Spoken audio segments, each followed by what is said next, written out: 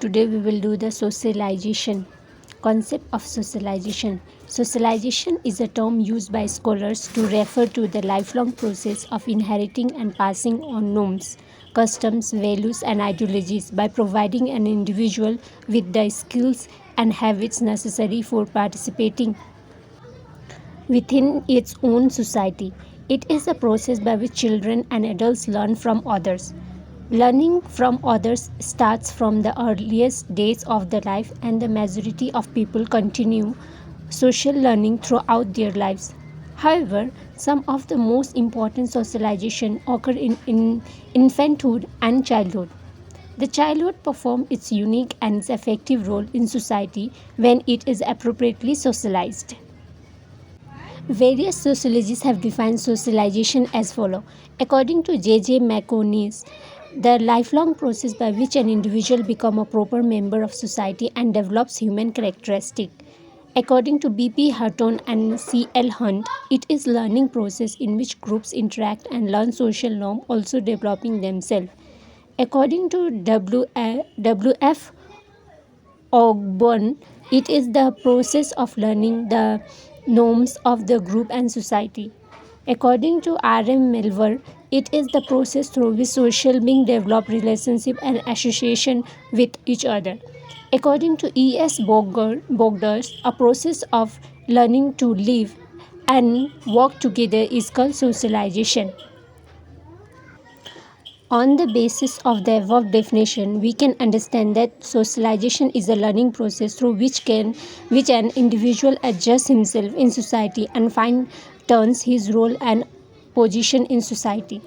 Now we will learn the types of socialization. Socialization can be divided into two major types, primary and secondary. First we will see the primary.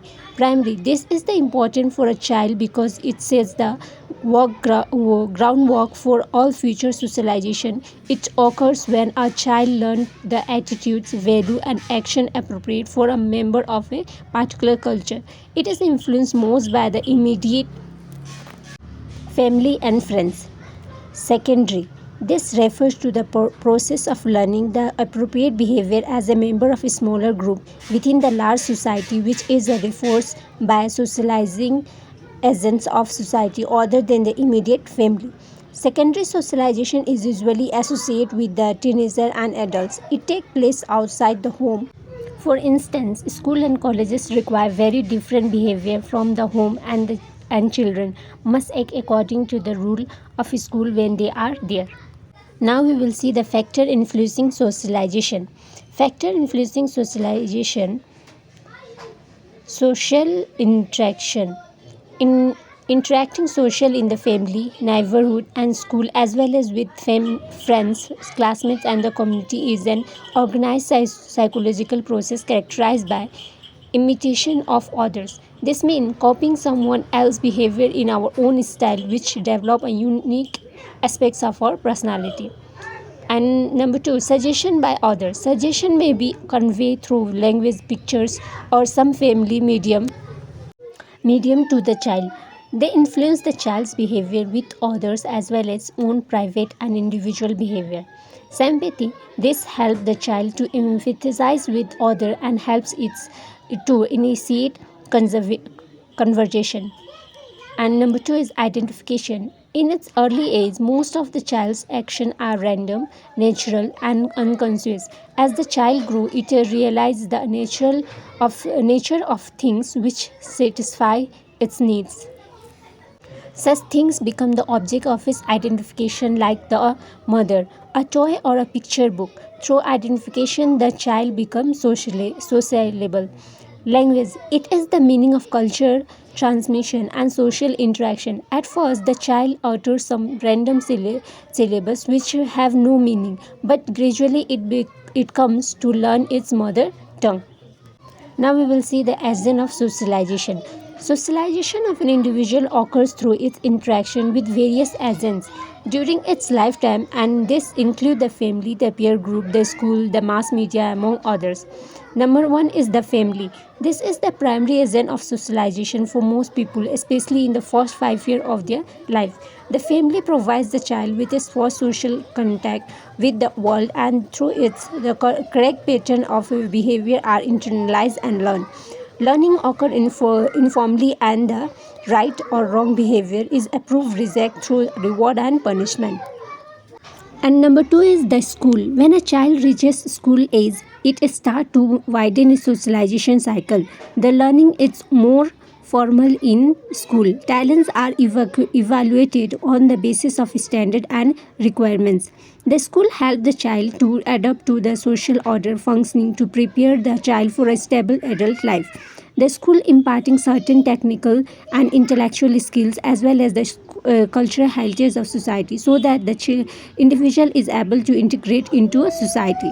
And number three is the peer group. The peer group members are usually children of the same age and have a similar status. For instance, a child who enters standard 1 in a school and finds itself in a class of children of the same age might become friendly with only some of them, yet the whole class constitutes its peer group. However, as a child grows up, it starts to choose its own peer group based on a common interest, activities, similar income level, and status. The peer group affect the child individual in such a issue like appearance, lifestyle, faiths and fashion, social activities and datings, drugs, attitude to sex and technology, etc. Number four is mass media. Mass media transmit information in a personal manner, which is all the time conduct in a one-way flow. Mass media also harm its audience and receivers because by the concentrating and stressing on a certain topic, the mass media can create manage and control impression of what should be seen and real important as per norm. Role of play in socialization. If a children do not play, they cannot develop creativity, which is very important in education. Play is a key element in the process of socialization of children. As Berner in 1975 stated, play is the principal business of childhood. Education must take into account the modern problem of children and their understanding of the play process. Currently, the types of play and games are changing. As generations are changing, play is changing too. Historical aspects of play in socialization. Historical aircraft and document prove that children have been playing since ancient time. Toys have been found in the ruins of ancient China, Egypt, Babylonian, and other civilizations. The aspects of play and its value in the socialization process has been of interest to child psychologists, educators, and scientists of fourth generation. Patten 1932 identified the following levels of play as part of the maturation process of children. Number one is solitary play. This means playing without regarding involvement of other children in the room or playground. A child may build a tower with clocks, yet be oblivious to other nearby children.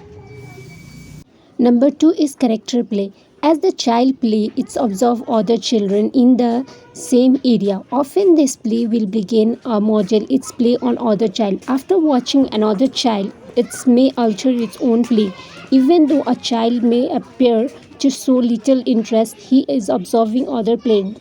Number three is parallel play. This form of play consists of several children playing with the same materials, but each is playing separately. An example is using puzzle. The child may conserve with others but walk independently. If one child leaves the group, the play continues. Number four is associative play. This is a play in which a loosely organized game is decided upon. For instance, children may run around the room pretending to be aeroplanes or cars. There are no defined rule or rules. Even if one child decides not to play, the other continue. And number five is cooperative play. This is the form of play in which children assume assigned roles and depend on the other for achieving the goal of play. For example, if a children want to play house, they need other to participate in the role of one or more parents and several children. If one of the key players decided to drop out, the play episode will most probably end. Today, scholars of theory about early childhood education see play as a developing well-being, creative thinking skills, and cognitive development. As the child plays, all facts of development are developed. Motor, cognitive, and social emotional development are increased. The child participate in play experience. As the children engage in play, the need for variety and competence all come into focus. Thank you for watching my series.